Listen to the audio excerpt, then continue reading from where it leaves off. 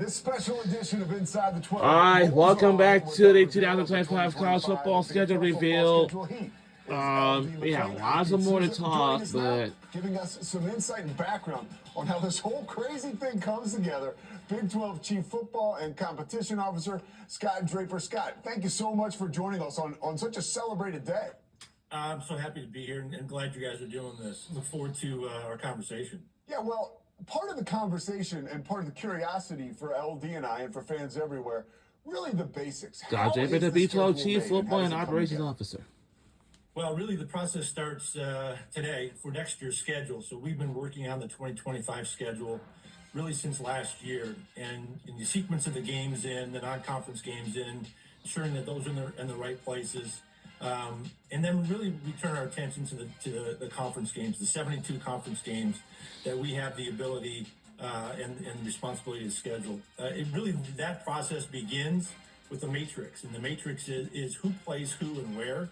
That's set for 4 years. We released that a couple of years ago, and then you take that matrix. That's another thing that we need, but we don't know when the first trailer will be. And we have the a second, set of third, parameters that we have to live by with or maybe the final. league. I don't know. And we just do the very best we can to make sure that we balance the schedule competitively.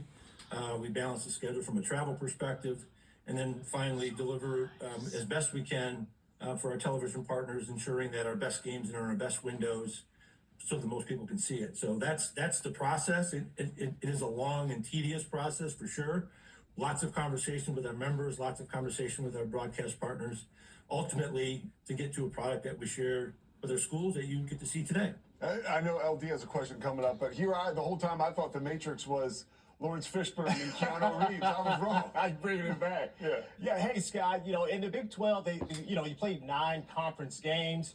And after this, teams. How does the Big 12 decide which schools play one another? I've always been curious about that.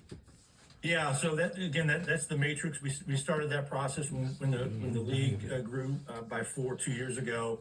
We have a small working group of athletic directors, and we get in a room and we discuss what parameters we want, how often folks should play each other. Of course, in a matrix, not everybody can play each other over a 4-year period. We decide which games we'll play annually. We have 3 of those. And then we discuss, because of the footprint of our league, how important travel is in any particular year. So not burdening one particular program to play a handful of games outside of their time zone. So you have those conversations. You work with a really, really good scheduling person who I always talk about scheduling is just a math problem, and solving that math problem and making sure it's equal over a 4-year period.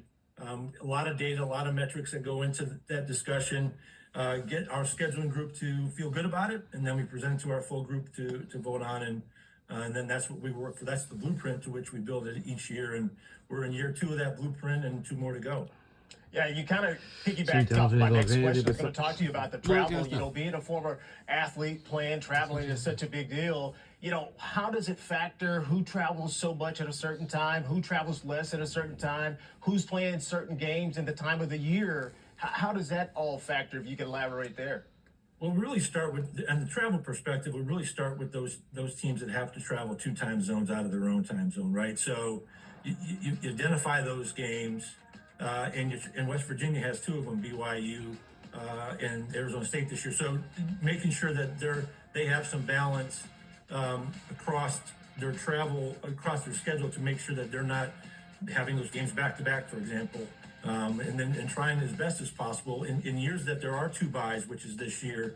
Each team has 2 byes in the season. 3 teams have 3 byes because of week 0 games. Using those byes to our advantage to balance the travel across time zones.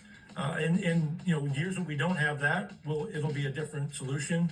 But we try to, as best as we can, ensure that those teams that are going to play outside their time zone, that those games aren't stacked up against each other, or in a certain part of the year where travel is difficult. So without significant rest on the backside. So that's intentional on our part, and makes it easier when you have 2 byes in the year. This conversation, this show, it gets me very excited for the celebration that is college football. And the celebration starts week 0 in Ireland, Iowa State and Kansas State. How in the world do you go about facilitating that as far as logistics are concerned? Looks like Well, Iowa I give State and credit to Kansas both State schools. will They had, kick off for them week to do 0 it, in it's a Dublin, really big lift for Ireland. them. Obviously, it's a Oh conference boy. game.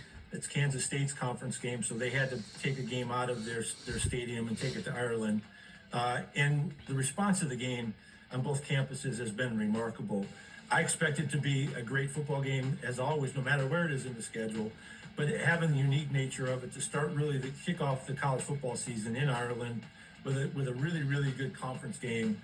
I can't wait for that game. I'm looking forward to seeing the stadium, looking forward to seeing the reaction of the fans and the players when they strap it up in August. But it's an effort that the league, both schools, the operator, Aer Lingus, all of the partners involved make it happen. And for us to be able to be a part of it, something that as a league we're going to do more of, and we want to do more of in the future. But excited for that game for sure. Scott, thank you so much for spending time with us today. Next time, you got to promise we get a look at your room where we can see that pyramid chart like you're ready to crack a mob case wide open back then.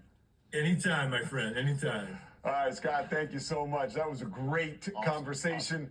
Insightful, entertaining. We've got to take a quick time out, but don't go anywhere. We have 4 more Big 12 football schedules to go. We got 4 including 2 more, teams actually. who will enter the 2025 It's going to season be with UCF, new Utah but Utes, familiar faces in charge. West Virginia, UCF, yup, West Virginia, and more when inside and the 12 more 2025 coming up football schedule right review. after these messages. Don't go anywhere. We're having a great time Hey now. there,